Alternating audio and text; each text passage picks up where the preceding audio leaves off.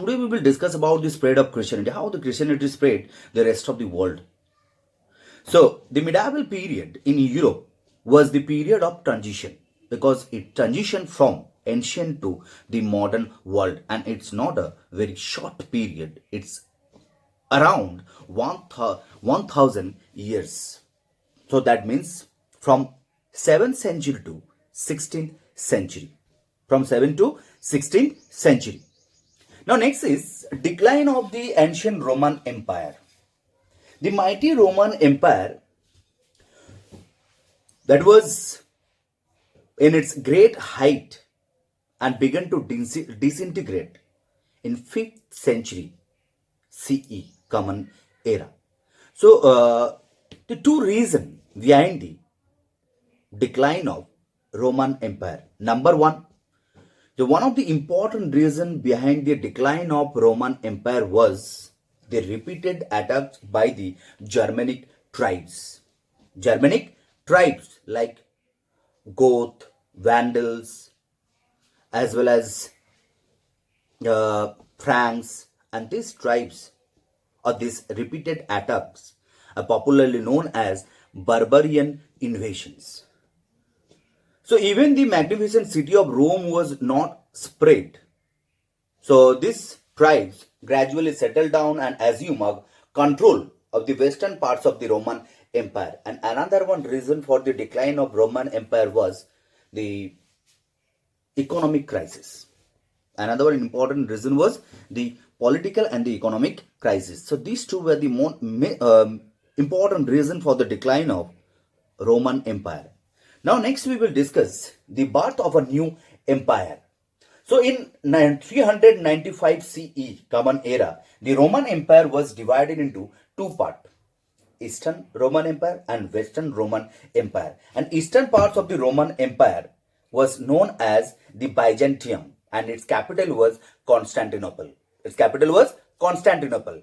Now next is the Byzantine Empire was also attacked by the barbarian tribes, but they proved to be more resilient than their western counterpart, and they able to successfully withstood the onslaughts and the preserve some of their important and great legacies of the glorious Roman Empire. Next is this Germanic tribes had however lived for more than century on the borders of the Roman Empire and were familiar with the Roman culture. And they were actually semi-civilized and brought with them their own traditions and the culture. So as the unity of Western Europe ended, the new forms of governments were actually found and the new centers of powers had to be formed. Next is one uniting factors was the Christianity and the Roman Church. Next we will see the spread of Christianity. How the Christianity spread from one place to another place, and in 9th century that became the official religion of most of the European countries. So the spread of Christianity was most important developments in the early medieval period. Early medieval period. So the Germanic tribes that they overran Italy, they didn't damage the church.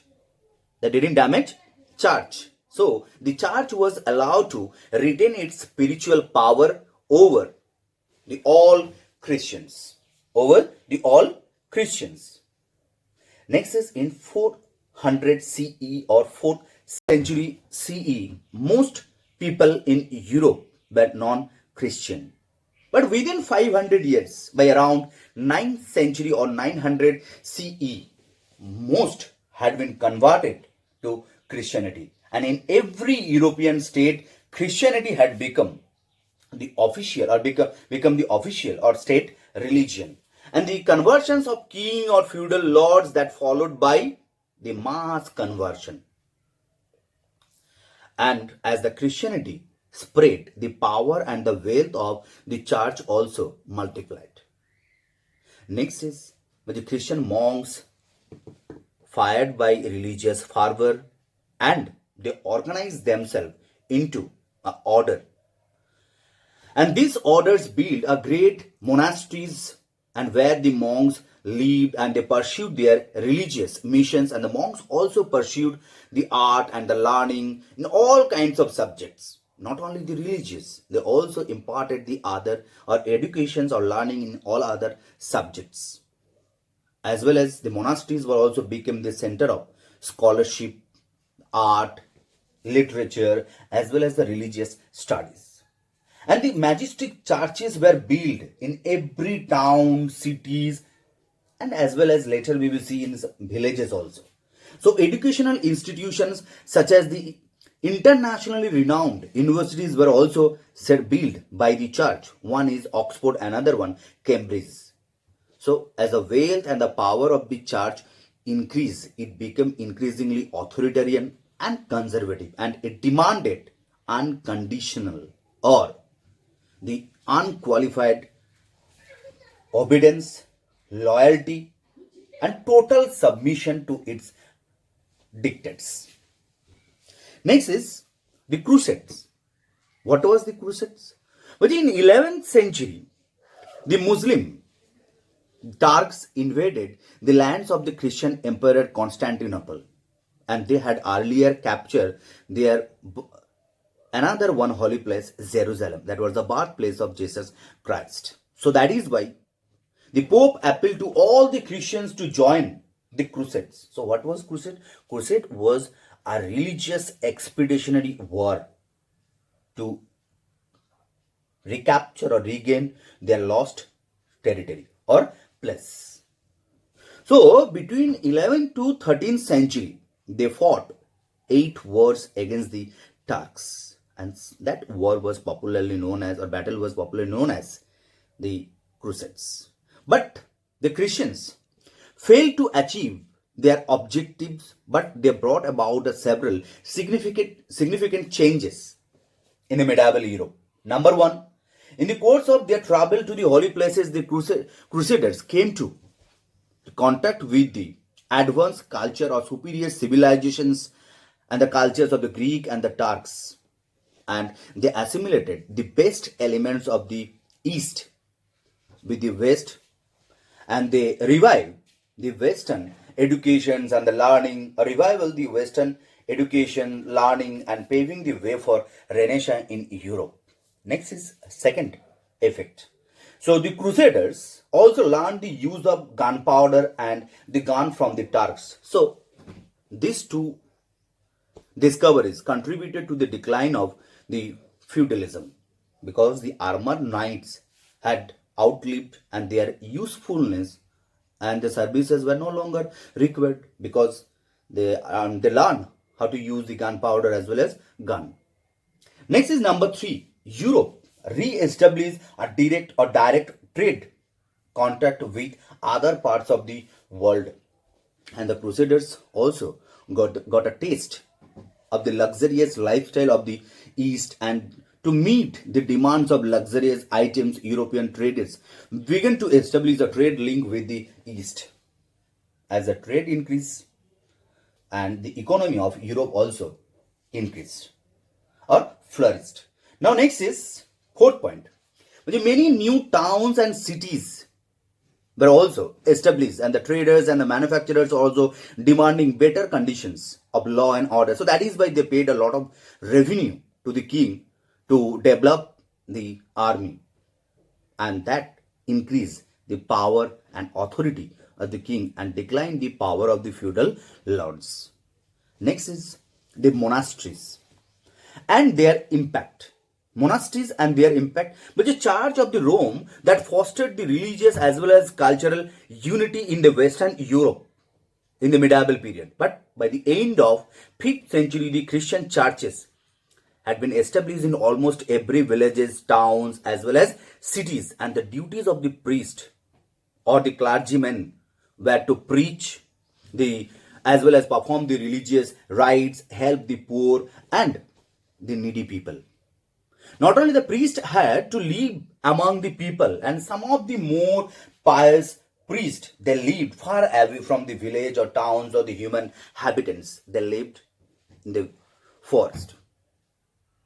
So they lived as a hermits and were known as the monks. And these monks were become the important members of the society, medieval society, and as well as the places where they lived, that was known as the monasteries. And the monks did not marry, and they devoted their entire life for the spiritual matters as well as service to humanity. The women who followed the same path and devoted their life for the service to humanity, they were known as nun. And where they lived, that was known as convent or nunneries. So the life of the nuns also devoted to prayer and the services of the poor, sick, and the oppressed peoples, and they too could not marry. Next is life of the monasteries was simple and orderly, and the monks and nuns had to follow a very rigid code of conduct. And the monastery was usually a large and strong, and as well as a simple building surrounded by a garden, food orchards, as well living quarters, ponds, etc., etc. And the abbey was a small church, living quarters, as the monks and the nuns, and the kitchens as well as the storeroom. Now the question is, what is abbey? So abbey was a large church together with a group of buildings in which the monks or nuns were lived. Nuns lived. Next is the monasteries played a very important role. Well, important role in medieval Europe. So the nuns educated the children, treated the sick and wounded. And very often the barren lands around the church they brought under them and prepared for cultivations or agriculture purpose. Mural painting, wood carving, as well as stained glass painting developed and flourished in the monasteries. So monasteries also provided shelter to the travelers and gave food and clothing to the poor peoples as well as the needy people. And they grew the medicinal herbs in their gardens, which so next is the greatest contribution of monasteries was in the field of education. So some of these monasteries later developed into a secular universities, renowned universities like Cambridge and Oxford that I earlier mentioned. So beside the religious text, these monasteries also imparted education in other secular subjects like history, philosophy, medicine, law, astrology, etc. But we are talking about the medieval period, early medieval period. So that time the printing press or the paper was not invented. So that is why monks were written the books or the copies by hand, where on the parchment. On the parchment, and such writings were actually called the manuscript. What? Manuscript. So they copied the Bible, prayer books, and the copies of Latin and the Greek books on a secular subject. And these books were a very useful source of knowledge of the ancient and the medieval civilizations in Europe. So I hope all of you understand. So thank you, students. If you have any queries, so you can WhatsApp your queries or your questions.